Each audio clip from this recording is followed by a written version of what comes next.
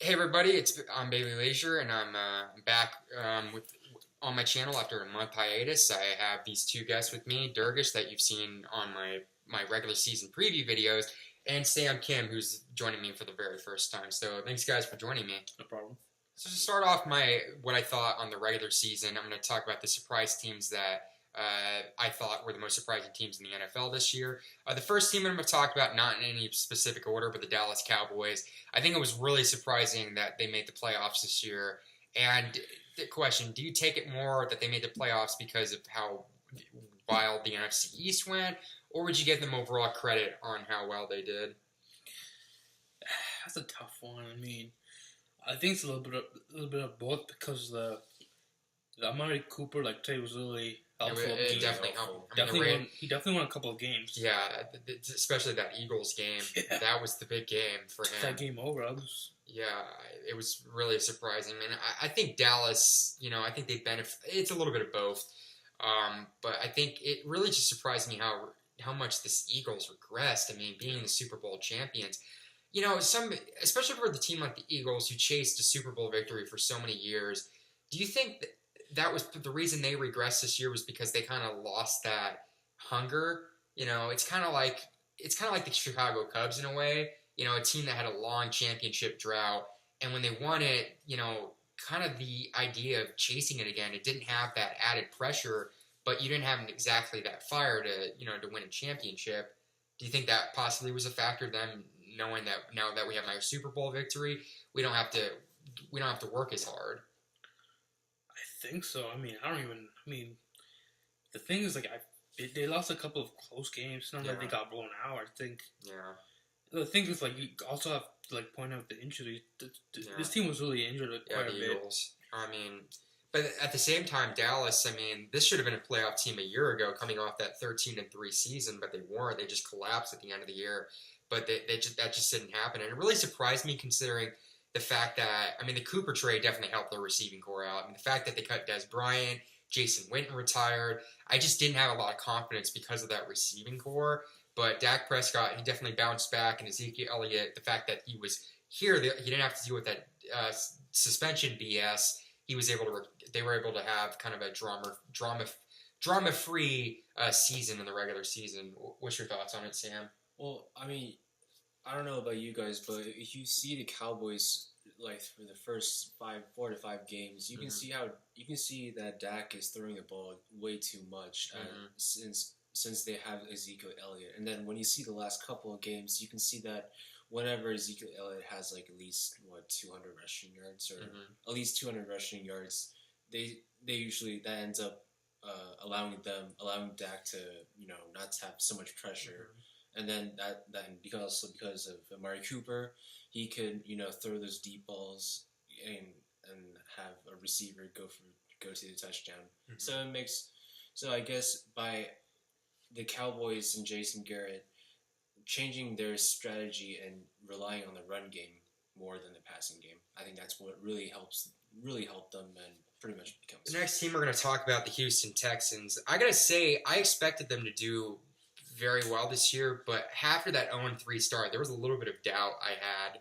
So, what's your take on how they started the season and how they were able to finish it? It was a bit shocking. They lost to New England. The next week, who would they lose to?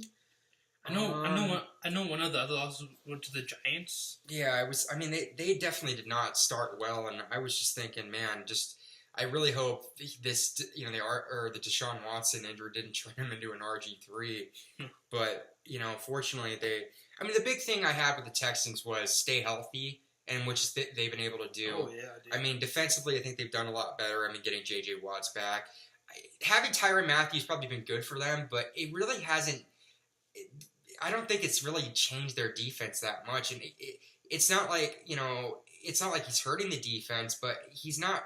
Let's just put it this way. He hasn't been impactful to them, and I think his appearance on the team hasn't really been impactful for him. So, he's not the player that he was when he was with the Cardinals. Well, you gotta know that Tyrann Mathieu, he's been going through. He went through some couple of injuries. Yeah, a couple of ACL injuries when he was at the Cardinals. So obviously, there is a possibility that he would make an impact, and that's what happened. Yeah, but also I think being a part of an established defense, not saying the Cardinals' defense wasn't established with him because it was, but the fact that he went to Houston where you have that defense, it was much more established. But I mean, DeAndre Hopkins, I mean, this guy's the next incarnation of Larry Fitzgerald. Some of the play, especially that play he made against the Dallas Cowboys, it reminded me of the 2016 playoff game where Larry made that play against the Packers. I mean, the guy he's just really, I mean, it's also great that he has a quarterback in the future, something Larry Fitzgerald just unfortunately has not had in his career. And Deshaun Watson, he's done very well. I don't think, I think I don't think he's doing as well as rookie season, but he's doing as well as I expected. So, but, Houston, after their terrible start, 11 wins, that's incredible. And then moving on to the Seattle Seahawks, this was probably, in my opinion, the biggest surprise. I expected this team really to be, 6-7 wins only because of Russell Wilson. I don't know if this accounts to how weaker the NFC was or the fact that the Seahawks just became surprising. What are your guys' thoughts on it? I think this is a good team, to be honest. I mean, yeah, it was shocking. They've been a couple of good teams this year. If they hadn't lost the first two games to Broncos and yeah, they were 0-2 to start off the season, I believe. So that was really shocking. I mean, I think definitely this defense, it's not Legion of Boom. I mean, I expect after they lost Earl Thomas, I really expected this team to be not great defensively. They were going to lack. I looked at, I remember they took a running back in the first round. I thought, okay, it helps the running game, but the Seahawks the last year or so have had trouble protecting Russell Wilson. I think they've done a much better job doing it this year. And their run game, I mean, they've had, 3 rushers that have at least, 700 or 800 yards this season. I mean, Chris Carson, he's not been beast mode, but he's been very productive for them. So, Sam, what's your take on the Seahawks' surprise this year?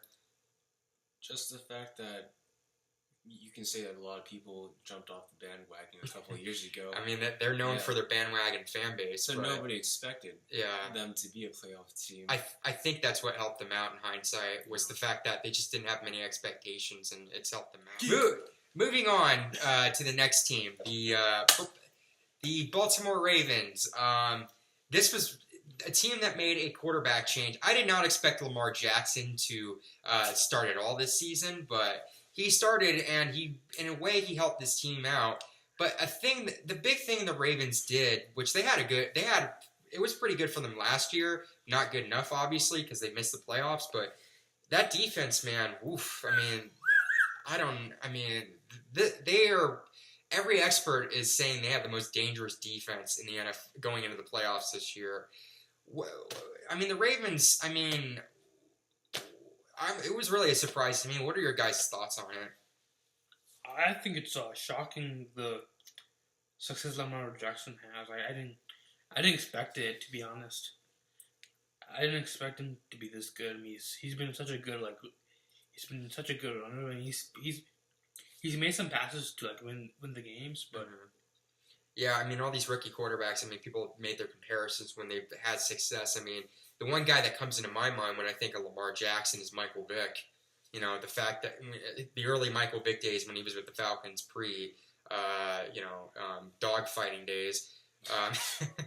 But no, the way he was able to run, I mean, Lamar, he's really, I mean, that they have a pretty good run offense, but he really makes that rushing attack a two-way side. I mean, he just can make those burst plays, and he's just really fast and really dynamic. Something Joe Flacco, I think he's probably has a better arm, but Lamar Jackson, I think, has been a better playmaker, and that's something I got to attest to. I mean, a lot of quarterbacks, a lot of coaches wouldn't make that decision, and John Harbaugh, he made that decision. It was definitely a very gutsy call, but it ended up paying off for him. But I think a big factor is I think he's learning from 2 really good quarterbacks to learn from, one being Joe Flacco, being able to win that Super Bowl, and RG3, I got to say, RG3, I think it's good that he's back in the NFL, and I think he might not stay on the Ravens, but I think he'll have, he's got a good shot at being a backup somewhere else. for what he's done with Lamar. At the very least, if as a player, if it doesn't pan out, he could become a coach if he wanted to. What are you guys' thoughts on the mentorship that Flacco and RG3 have given to Lamar? I was shocked. I was shocked by Joe Flacco. I'm like, because when Lamar got selected, Joe wasn't too happy about it. So I'm really shocked that Joe Flacco's being a pros. I mean, he's being a great professional. So moving on to the Kansas City Chiefs, it really shocks me that Patrick Mahomes just, oh my God, that the guy turned into what he became. What are your guys' thoughts on Mahomes' emergence? It's shocking. Very shocking. And I've never seen anyone play like this. I mean, the throws he makes. I mean, like Brett Favre. Yeah, I mean, the no looks. He reminds me of Favre in the 90s when he was with the Packers. When they made 2 Super Bowl runs. I mean, he just knows how to make plays with his feet, and he's got a rocket arm. I mean, we knew this guy could throw 50-yard passes. I mean, I had the Chiefs as being like a 9-7 team, but not a playoff team, just outside. But I mean, I just didn't know that they would do what they're doing, and they're the number 1 seed. I mean, I think the big thing about them, and I'll get into this a little bit when I talk about the playoff teams, is I think really it's surprising considering defensively their secondary has some issues, and ever since Kareem Hunt, what happened to him, I think their run game's kind of I think it's still good because I think who they have right now, Damian Williams, I think is their running back. Yeah. I think he's done a very good job. But I think there's some points the Chiefs have. But listen, the Chiefs being good, we've seen this happen in the last 20 years or 10, 15, 20 years. We've seen it happen a lot in the Andy Reid era, where they have a great regular season and then they piss it away in the playoffs. But we'll see. But I mean, it's just been shocking what he's done. Any other thoughts on it? I think they make it to the AFC Championship. Now we're going to talk about the most disappointing teams in the NFL this year. But all these teams that I'm talking about were really crappy and definitely did not meet up to expectations. The first team I'm going to talk about is obviously the Jacksonville Jaguars.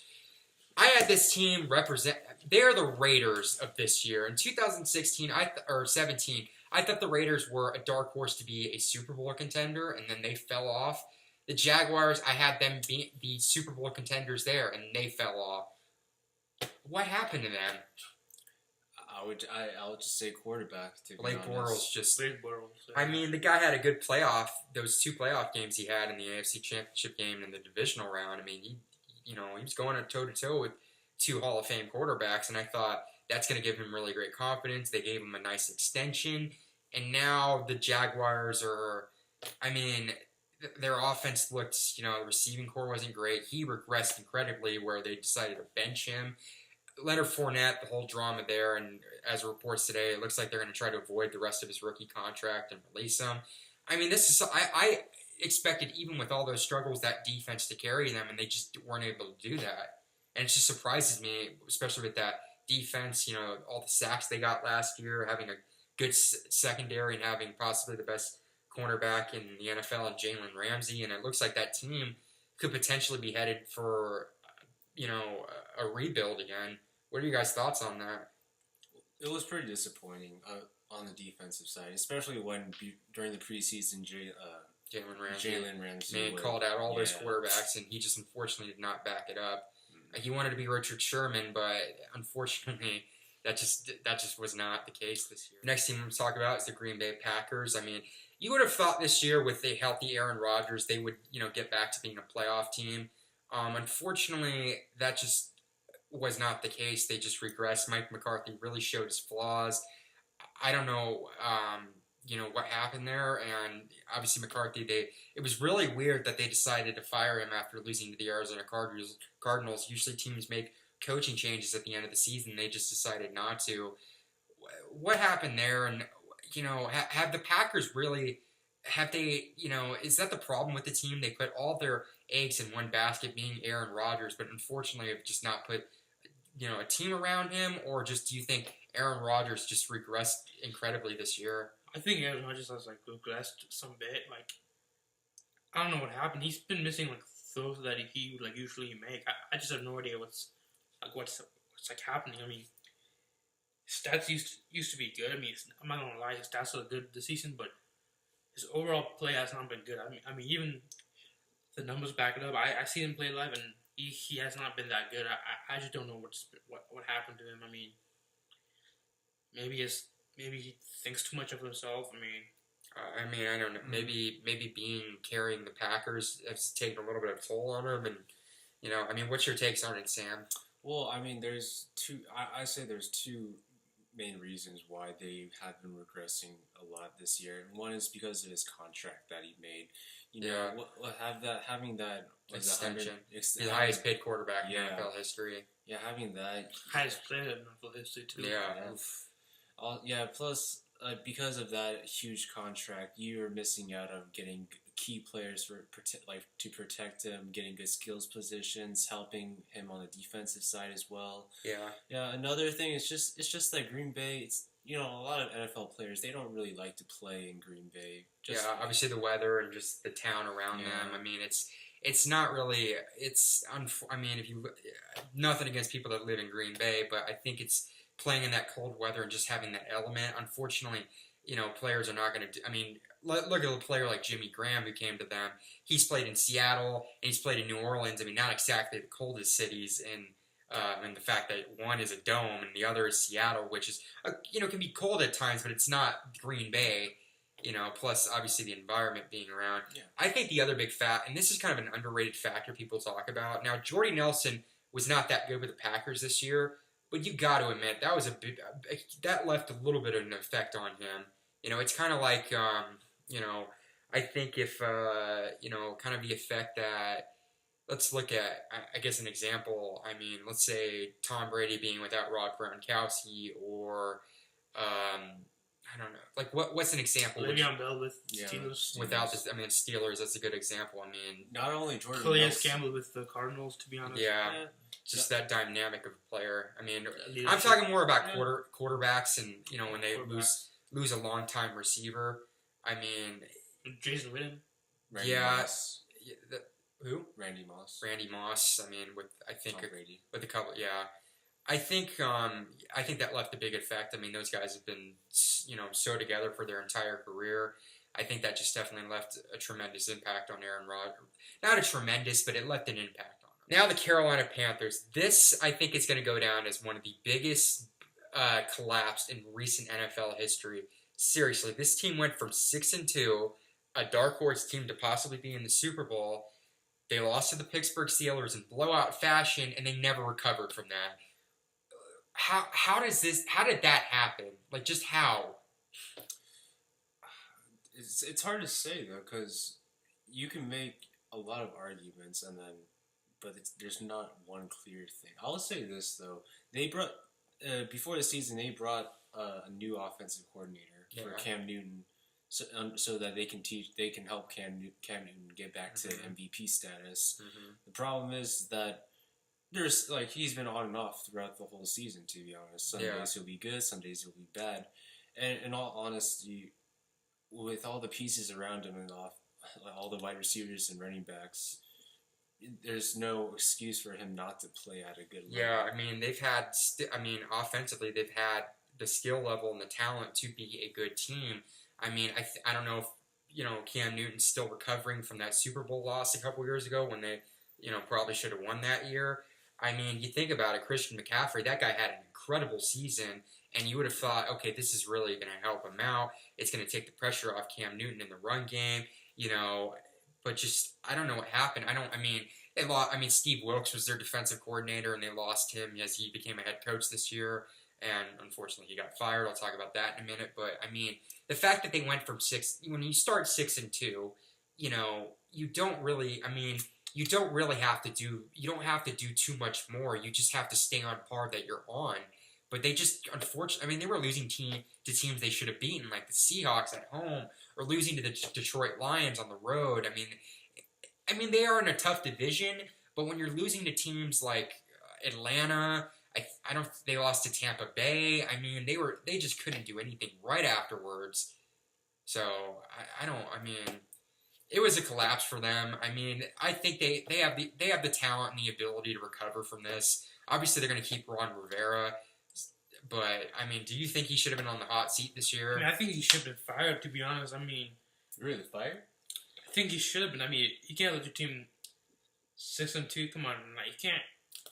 I know he's been. I know, like I'll give him a credit. He's been to a Super Bowl, won like I think 3 division titles. But This guy was a defensive. He was part of that '85 Bears team as a player. Yeah. So I mean, I can't say the guy. I mean, I think he's not on the hot seat yet, but he's definitely going to be on the hot seat next year. Moving on to the Minnesota Vikings. I mean, okay, so let's put it this way. Okay, this is another disappointment in their long history of heartbreak. Look at the NFC Championship game last year. This really kind of reminds me of the Arizona Cardinals after they lost in the NFC Championship, where you would have these expectations. They were a dark horse Super Bowl contender. You know, Kirk Cousins seemed like a better option at the time, and how much they were paying him, it seemed like a better option than 3 quarterbacks they had. It turns out, no, that wasn't. I mean, what's your take on that? Case Keenum was a better option, I think he fit better in that system. I mean, not only that, they got rid of every quarterback that was on their depth chart. Sam Bradford, gone. Teddy Bridgewater, gone. I mean, you would have thought if they didn't keep Keenum, they would have at least kept one of those 2 guys. And even they didn't do that. They decided, let's clear the whole quarterback depth chart, give money to a guy that he's good, but unfortunately he has not been able to beat quality opponents in his career so far. And it's disappointment for the Vikings considering, they still have a pretty good defense. Their whole offense, I mean, Dalvin Cook did develop some injury issues, but look at that receiving core. Adam Thielen caught, over 100 passes. Stephon Diggs, and Kyle Rudolph. I mean, all these pieces, and you didn't even make a wild card? I mean, what's your take on that? This is just frustrating. I'm not even a Vikings fan. What the hell happened? Collapse. I mean, I don't know. They could not beat any of the good teams. I thought they would make a deep playoff run, to be honest. Again, I thought so too. Because Kirk Cousins, he finally had a great defense. Finally had a stable situation. I mean, but I just don't know what happened. I just realized something. Remember early in that season? Now they beat the Packers the last game they played. Remember the second game of the year, that game they played in Green Bay, they missed a couple field goals. That ended up biting them in the end.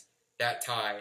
Think about it. That game mattered. If they win that, if they kick one of those field goals, they would have made the playoffs.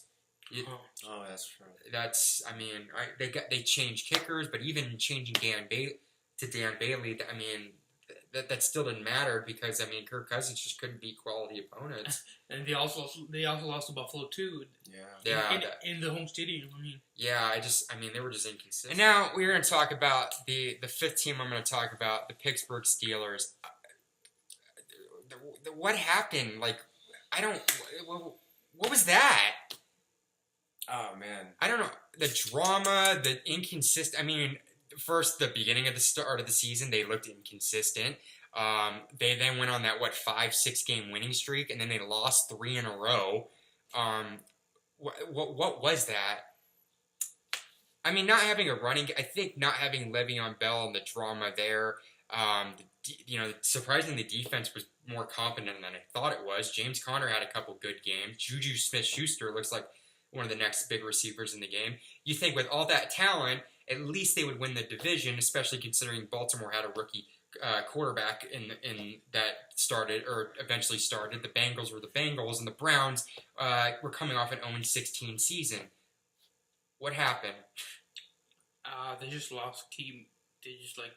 I think they lost team chemistry. Yeah. I think they just made mistakes in key moments, to be honest. I think playing, this has been a key, and I've heard this other YouTubers say this, but the Steelers have, in the Tomlin era, they've really played down to their competition in a lot of games, and they just so happen to do that. In the Denver game, they did that. In the, they were leading the Chargers by 16 points at halftime, and they'd never blown a lead at home like that.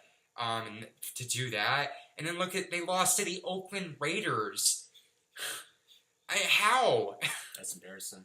I think, the funny thing is when they beat the Patriots, a team that they've historically not beaten, you would have thought, okay, they finally slayed their boogeyman, but guess what? It didn't matter because they couldn't beat New Orleans, and that, you know what happened?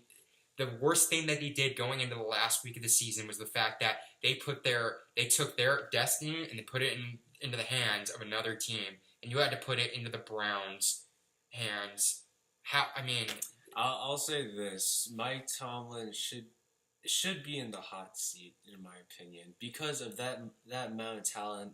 Ben Roethlisberger, Antonio Brown, Juju Smith-Schuster, and then they lost Le'Veon Bell. With the contract pulled out, he's not coming back. And then, as I'm recording this video, the drama of that last game that he had with the Steelers, they thought he was out for the with a knee injury. It was reported that was not the case. He had a disagreement with Ben Roethlisberger, who he left at halftime.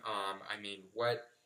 And it looks like from that, I think he's under contract, but I think he's really headed for an exit in Pittsburgh. And the thing is, Pittsburgh has not historically fired their coaches, but you got to think, you'd think he'd be on the hot seat, but he's not. I don't care. Look at Mike McCarthy. He should, he's won a Super Bowl. You got to think, oh, he's not on the hot seat. Well, guess what? He got fired before the season ended. Why isn't Tomlin fired yet? I'm not even a Steelers fan, and what happened, or why is he not on the hot seat? I'll say this: for the past 5 years, they should have been at least AFC championship contenders. At least that. And they're, as a playoff contender, their window has not closed, but I think their Super Bowl contendership is going to close very soon if it's not closed already. I don't even know if they'll win the division next season because no, the division's just gone really competitive. Lamar Jackson, I think he's got a potential to be a leader in that division. The only team I don't have any that I don't think is going to do well is the Cincinnati Bengals. But you look at the Cleveland Browns. They could be interesting too. Yeah. If they get the right coach. If you don't get Hugh Jackson, you don't hire him. But look at the Browns. Oof. Honestly, man, I could see them winning the division next year. Baker Mayfield, for the first time in a while, the Browns have a star, a guy that really has changed kind of the dynamic in that locker room and in that organization. In Pittsburgh, there's so much drama that it's consuming them.